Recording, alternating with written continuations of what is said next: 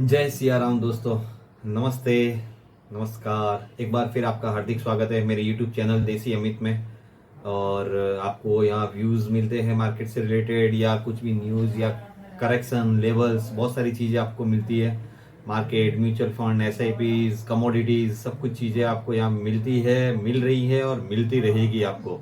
तो उसके लिए आपको एक छोटा सा काम करना है कि ये चैनल को सब्सक्राइब जरूर करना है और नोटिफिकेशन पे बेल आइकन दबा के रखना है, जिससे आपको जब भी जो नया वीडियो कोई भी आए, नया कुछ भी अपडेट आए, तो आपको टाइम पे, समय पे मिले। अब हम मार्केट एनालिसिस करते हैं। जैसे मैंने फ्राइडे को एक शॉर्ट्स बना के डाला था कि यहाँ पे मार्केट मुझे बाइंग नहीं लगती है, यहाँ पे नई बाइंग नहीं लगती है, और अगर पुराना भी बाइंग किया हुआ है तो उसको थोड़ा प्रॉफिट बुकिंग कर सकते हैं, या थोड़ा प्रॉफिट बुकिंग कर सकते हैं, या फिर अगर आपको चाहिए कि नहीं, आपको लगता है कि नहीं और बढ़ेगा, तो इसको आप और ट्रेल करते हुए चल सकते हैं। क्योंकि सडन कभी भी कोई फॉल आए तो जो आपने मेहनत की है, इतने टाइम से संभाल के रखा है कुछ भी माल, तो वो लॉस में न जाए या प्रॉफिट आया हुआ वापिस वाइप आउट ना हो जाए। तो अब उसमें मेरे को, क्योंकि मुझे ऐसा दो तीन चीजें ऐसी लग रही है कि जिस हिसाब से मार्केट मुझे ऐसा लग रहा है, सबसे मेजर तो डेली RSI है। जो RSI लेवल रहता है वो 80 के अबोव चल रहा है, और मार्केट में फंड फ्लो भी ओवरबॉट कंडीशन में चल रहा है। निफ्टी 18,900 से डायरेक्ट सीधा 21,500 आई है विदाउट कोई मेजर करेक्शन। बैंक निफ्टी 43,500 से 48,000 तक आ गई है विदाउट कोई करेक्शन। मिड कैप निफ्टी तो जबरदस्त ओवरबॉट है, और वहां पे वन साइडेड अपमूव आया है, बहुत जबरदस्त वन साइड अपमूव आया है, जो 37,000 से लेके 45,000 तक का, 37,500 से 45,500 तक का। तो वो एक बहुत मेजर इंडाइसेज है जो ओवरबॉट है। तो मार्केट अभी फिलहाल नई बाइंग के लिए मुझे सुटेबल नहीं लग रहा है।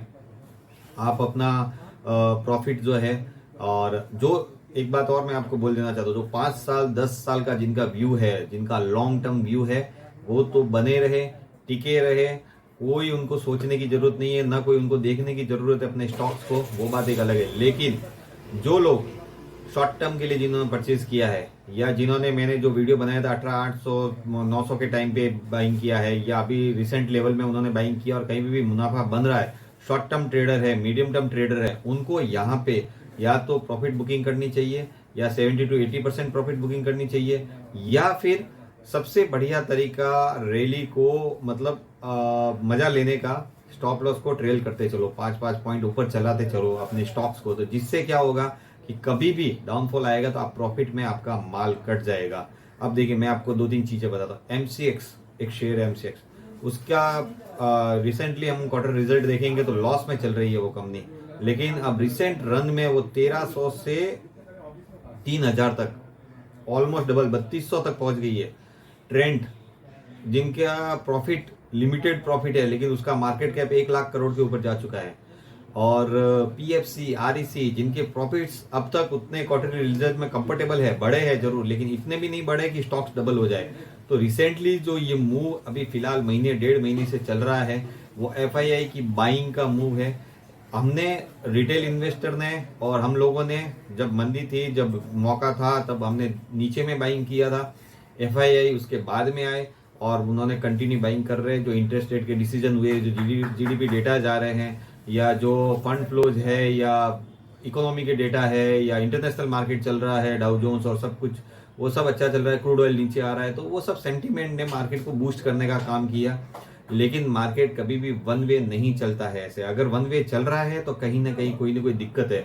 मार्केट हमेशा इस तरीके से चलेगा, कंसोलिडेशन करेगा, फिर थोड़ा बढ़ेगा, फिर वापस कंसोलिडेशन करेगा, फिर वापस बढ़ेगा, फिर कंसोलिडेशन करेगा, ऐसे। तो ये मार्केट हेल्दी मार्केट होता है। लेकिन सीधा निकलता है, फिर गैप छोड़ता है, फिर गैप अप ओपनिंग करता है, फिर गैप छोड़ता है, फिर गैप अप ओपनिंग करता है, ये कंफर्टेबल बाइंग जोन नहीं है। तो अभी फिलहाल कई लोग ऐसे हैं जो शेयर मार्केट बढ़ रहा है, न्यूज देख रहे हैं, पेपर देख रहे हैं, या इधर उधर अपने आसपास सुन रहे हैं कि शेयर मार्केट बढ़ रहा है, बहुत बढ़ गया, और नींद में से उठ के अब आ रहे हैं माल लेने के लिए कि मेरा डिबेट खोलो और अभी का अभी माल ये लेने का है, वो लेने का, और कमा लेंगे, करोड़पति बन जाएंगे। तो कृपया आप लोगों से निवेदन है, अकाउंट खोले, डीमेट अकाउंट खोले, खोल के रखें, करेक्शन का इंतजार करें। यहाँ से मुझे थोड़ा बहुत करेक्शन दिखता है करेक्शन में आपको माल मिलेगा। थोड़ी शांति रखे।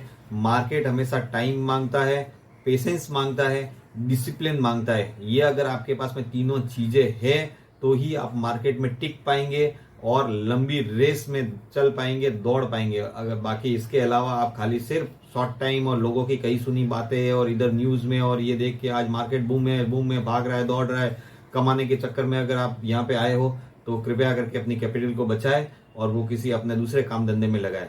लेकिन अगर शेयर मार्केट में अगर आपको आना है, शेयर मार्केट में शेयर्स परचेज करके 10 साल 15 साल का व्यू है तो कोई सोचने की जरूरत नहीं। अच्छी कंपनी है, ग्रोथ है, आगे फ्यूचर प्लान अच्छा है, कंपनी का कैपेक्स प्लान अच्छा है, गाइडेंस अच्छी आ रही है, तो जरूर बाइंग करें यहाँ पे और लेके रखें। लेकिन जो लोग सिर्फ इस जो अभी सिनेरियो बना है तेजी का, उसमें ये देख के आए हैं कि यार वो भाई पैसा बना रहा है, ये भाई पैसा बना रहा है, ऑप्शन में वो कमा रहा है, शेयर में वो कमा रहा है, तो अपन भी लेके आ जाए थोड़ा और कूद पड़े, तो प्लीज शांति बनाए रखें और थोड़ा सा मार्केट को कूल ऑफ होने दे, एक हेल्दी करेक्शन होने दे। देखिए करेक्शन हमेशा बहुत जरूरी है, वन साइडेड चीज अच्छी नहीं होती है। मैंने जब लेने का मौका था 18,850 900 पे जब लोग बेच रहे थे, तब मैंने बोला था कि यहाँ से आप बाइंग स्टार्ट करो। अब मुझे कंफर्टेबल नहीं लग रहा, ये मेरा व्यू है। और जिनके पास माल भी पड़ा है उनको भी मैं ये चीज बोलना चाहता हूँ कि आपको नहीं बेचना है मत बेचिए, लेकिन कम से कम स्टॉप लॉस को ट्रेल करते हुए चलिए। आपने कोई शेयर जैसे 100 रुपए में लिया था, अब 180 आ गया, तो कम से कम 170 का स्टॉप लॉस रखिए। फिर 190 हो जाए तो 180 का स्टॉप लॉस रखिए, 200 हो जाए तो 190 का स्टॉप लॉस रखिए। तो अगर मार्केट यहाँ से मैं गलत हुआ और मार्केट यहाँ से और बढ़ भी गया और आपको 2 पैसे का फायदा हुआ और कभी अचानक डाउनफॉल आ गया 230 पे, तो आपका 220 में माल कर जाएगा। तो जो माल आज आप 170 में अपने हिसाब से आगे पीछे कर रहे थे, वो आप 220 में बेच पाओगे। तो मेन चीज यही है इस मार्केट को, इस ट्रेंड को अपने हिसाब से चलाने का, कि आपको उसमें स्टॉप लॉस को ट्रेल करते हुए चलना है या किसी लेवल पे आके प्रॉफिट हुआ। कोई बंदा ऐसा नहीं है जो लोअर में एकदम लो लेवल, जिस दिन लो लगाएगा और मार्केट का उस दिन बाइंग करेगा और टॉप जाएगा जिस दिन की इस डॉट टू डॉट टॉप है और वहां पे वो माल बेच देगा। ऐसे बिल्ले बहुत कम होते हैं और ऐसे नसीब बहुत कम लोगों के होते हैं। बाकी कहीं ना कहीं हमको इन बिटवीन लेना है और निकलना है। तो बस ये समंदर है पूरा शेयर मार्केट, उसमें से हमारे पास में उसको लेके आने के लिए क्या सामान है, कितना इसमें लेके आ सकते हैं, बाल्टी मग ये हाथ जो भी है उतना ही हम लेके आ पाएंगे। सारा समंदर अपने घर पे लेके नहीं आ पाएंगे, बस ये याद रखना। तो लॉन्ग टर्म इन्वेस्टर्स है वो बने रहे, उन्हें कोई दिक्कत नहीं है। थोड़ा करेक्ट अच्छे स्टॉक्स में अगर उनको परचेजिंग यहाँ से करना है तो स्टॉक सिलेक्शन करिए, थोड़ा अभी लीजिए, थोड़ा और करेक्शन आएगा तो लीजिए, थोड़ा और करेक्शन आएगा तो लीजिए, 30% के पार्ट में लीजिए, 1000 पॉइंट के डिफरेंस में, तो आपका 10 साल 15 साल का जो इन्वेस्टमेंट आपका है वो आपको बहुत अच्छा फायदा देगा। और यहाँ पे भी लेंगे तो ठीक है, मोटा मोटी मार्केट ऊपर ही चल रहा है कोई ना कोई ईयर में, लेकिन short term medium term trader के लिए या नए जो आ रहे हैं, जो भी कूद कूद के आ रहे हैं, देख देख के आ रहे हैं कि यार हमको तो बस शेयर मार्केट में पैसा बनाना है और इधर ही पैसा बनेगा, तो वो सतर्क रहे, सावधान रहे। और जिनके पास short term medium term trader है वो भी अपने हिसाब से सतर्क रहे, सावधान रहे, स्टॉप लॉस को ट्रेल करते हुए चले। और ऑप्शन बाइंग और ऑप्शन सेलिंग वॉलिटिलिटी वाले मार्केट में बहुत संभाल के करो। अगर आपको आती है स्कैल्पिंग करनी या आपको ऊपर में ऑप्शन लेना देना करना, नीचे में लेना देना, तो करो। Option right call writing put writing आ रही है तो करो, लेकिन अगर आप नए हो तो पहले चीजों को समझो और सब चीजों को क्या होता है, मार्केट कब लेना होता है, कब देना होता है, कब भाग रहा होता है, तो कब रुकना होता है, कब 2 दिन मार्केट को देखना भी पड़ता है। तो ये सब चीजें समझनी बहुत जरूरी है। मैंने आपको मोटा मोटी पूरा सीनेरियो समझाया है कि मार्केट मुझे ओवरबॉट लगता है, उसमें बहुत सारे पैरामीटर्स होते हैं, पुट कॉल रेशियो हो गया, आरएसआई लेवल हो गया, बहुत सारी चीजें होती है जो अंदर से हमको ये फील करवाती है कि नहीं यार अब भाई रुक जा, अब थोड़ा करेक्शन आने दे फिर लेना।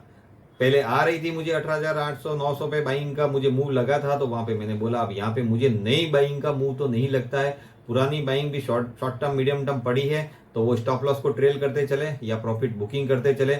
बाकी की कुछ भी चीजों में अगर आपको समझ नहीं आ रहा है, कहीं पे आपको गाइडेंस चाहिए, कुछ भी है, तो आप कमेंट में आपका नंबर छोड़ सकते हैं, मेरी टीम आपसे कांटेक्ट करेगी।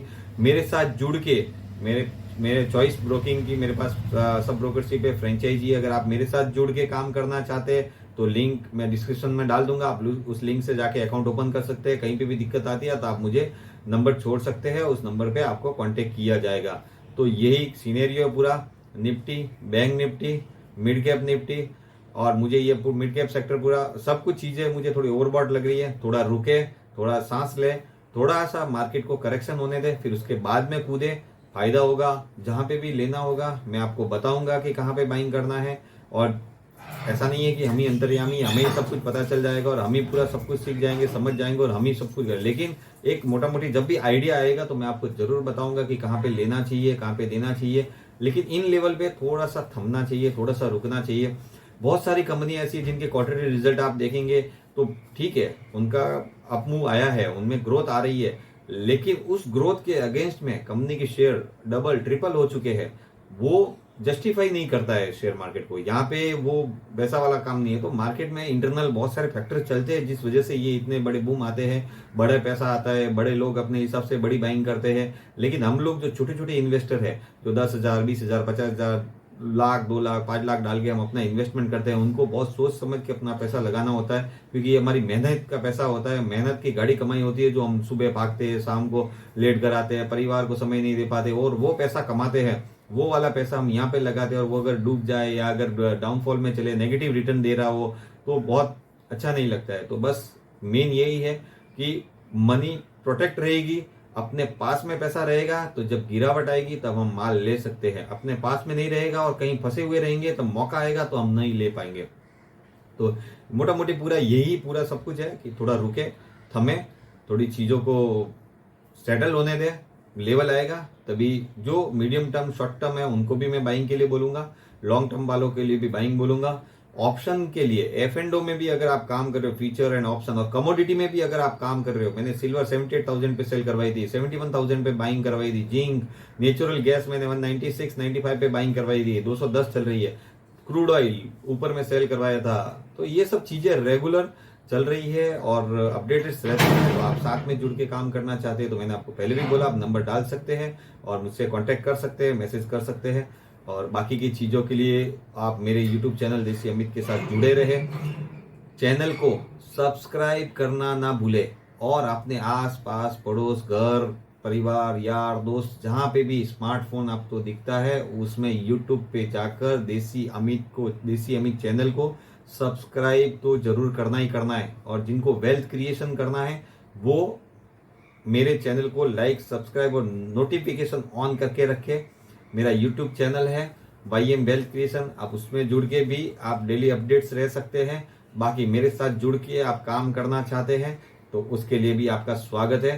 तो बस जुड़े रहे और ज्यादा से ज्यादा इस वीडियो को शेयर करें, लाइक करें और सब्सक्राइब करें मेरे यूट्यूब चैनल देसी अमित को। जय हिंद, वंदे मातरम, जय सिया राम दोस्तों।